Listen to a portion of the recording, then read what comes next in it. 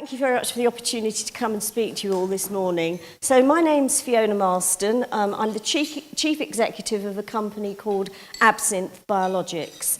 And we're a company that's developing vaccines to prevent bacterial infections.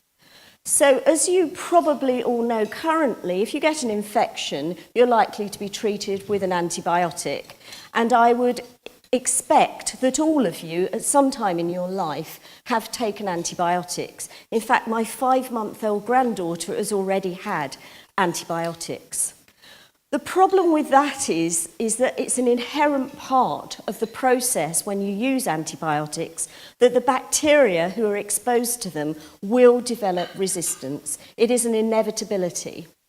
So what we need to do is we need to address that problem because bacterial resistance is growing at an alarming rate and it's a global problem. We all travel, and when we travel we take those bacteria with us, and we're taking resistance around the world. And bugs are quite clever because not only can they mutate to develop resistance, but they can pass that resistance to their neighbours in the environment.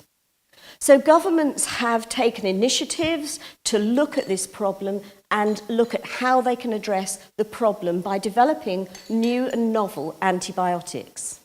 But the other thing that they've also identified is that there are alternatives to antibiotics which equally are important. And one of those alternatives is vaccines.